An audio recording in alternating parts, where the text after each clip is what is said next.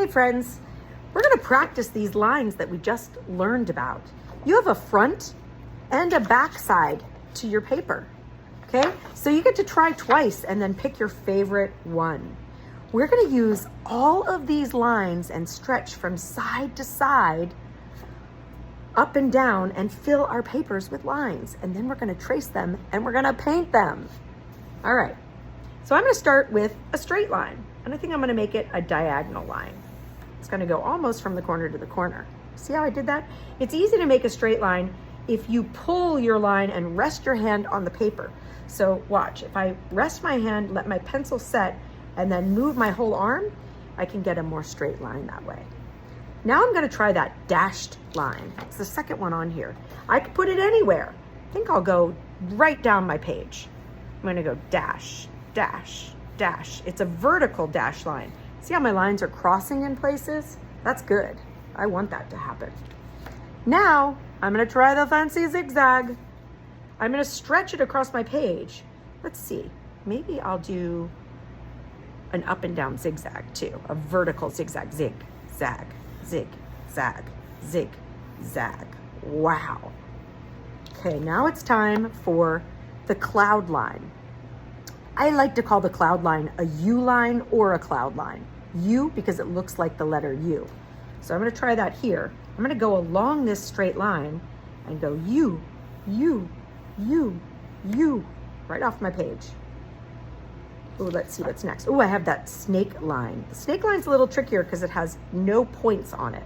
And after you do the U line, it's a little harder to get. But think about rolling hills or a snake. I'm gonna let this line go all the way from here to here. So watch. I'm gonna make one hill, softly down one hill, like a snake slithering across the page. There are no points in it like this one. And let's do the loop-de-loop, one of my favorites. I'm gonna do a loop-de-loop across my page like this.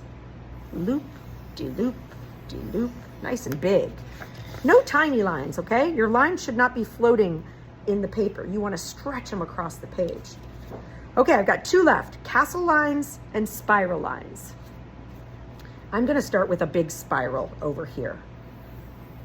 Round and round, getting smaller and smaller. Or I can start little and get bigger and bigger and bigger. Okay, and finally, I'm gonna try that castle line. I'm gonna go above this straight line. I'm gonna go up, over, down, over, up, over, down, over, up, over, down, over, up, over, down. Good enough. Now I've got all my lines. When you've finished filling the page, remember, you can practice on the back or you can start over on the back. You're going to trace your lines with oil pastel. Now, it's really important that you push down hard and go over your lines 2 times because we're gonna watercolor over these next class. So I'm pushing down, really pushing down, and I'm gonna go over each line 2 times. 1 time, doesn't matter if I get it right on the line the first time, it's okay.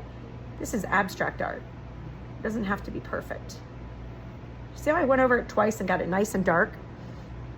Don't do lines like this, watch. Because when we paint, the paint's gonna cover that line. So we push down and go over every line. How many times? 2 times, that's right.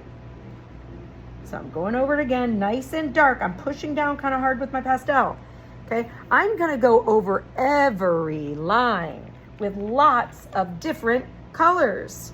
So I'm gonna start with a spiral, nice and pushing down hard to get a dark line. And I'm gonna go over it 2 times. This time I'm gonna go from big to little.